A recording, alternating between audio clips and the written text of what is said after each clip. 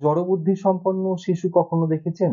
আপনারা কি জানেন যে শিশুরা ভূমিষ্ঠ হবার পরে পরেই কেন কেঁদে ওঠে? মাতৃজঠরে বা মাতৃগর্ভে যখন ভ্রূণের জন্ম হয় বা ভ্রূণ যখন বেড়ে ওঠে 9 calendar month with 7 days plus minus 10 days, আমরা যাকে 10 মাস 10 দিন বলি, আসলে হিসেবটা এমন না। শেষ মাসিক থেকে 9 মাস 7 দিন আর 10 দিন এদিক ওদিক হতে পারে। তো যতদিন মায়ের গর্ভে বাচ্চা থাকে বা সন্তান থাকে তাকে আমরা ভ্রূণ বলি।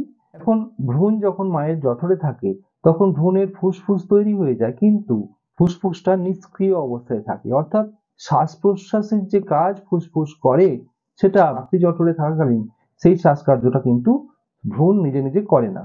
মায়ের ফুসফুসের কার্যপ্রণালী দ্বারাই, মায়ের অক্সিজেনের দ্বারাই কিন্তু সেই ভ্রূণ অক্সিজেন পায়। যখন সে ভূমিষ্ঠ হয়ে গেল, মায়ের সাথে তার যোগাযোগ বিচ্ছিন্ন হয়ে গেল, তৎক্ষণাৎ কিন্তু সেই শিশুকে তার ফুসফুসের কার্যপ্রণালীকে শুরু করবার, অক্সিজেন সাপ্লাই দেওয়ার কাজটা শুরু করে দিতে হয় বা দায়িত্ব নিয়ে নিতে হয়। আর ফুসফুস কাজ শুরু করলো কিনা তার প্রাথমিক এবং প্রারম্ভিক লক্ষণই হচ্ছে কান্না। আর যদি নবজাতকের কান্না দেরিতে হয় তাহলে প্রতি মিনিটে কয়েক লক্ষ স্নায়ুকোষ মরতে থাকে অক্সিজেনের অভাবে, এবং বিশেষ করে মস্তিষ্কের স্নায়ুকোষ। ফলস্বরূপ সেরিব্রাল পালসি বা জড়বুদ্ধি সম্পন্ন শিশুর জন্ম।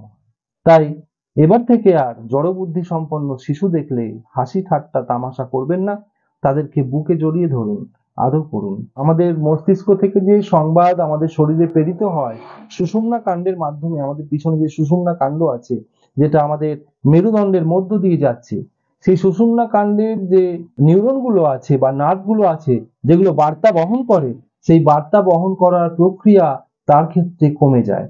এরকম শিশু থাকলে অবশ্যই কোনো নিউরোলজিস্ট ডাক্তার বা নার্ভের ডাক্তারের সাথে যোগাযোগ করবেন বা পরামর্শ নেবেন। যদি ভিডিওটা ভালো লাগে অবশ্যই শেয়ার করবেন, এবং আপনি যদি এই পেজে বা এই চ্যানেলে নতুন হন চ্যানেলটাকে সাবস্ক্রাইব করবেন।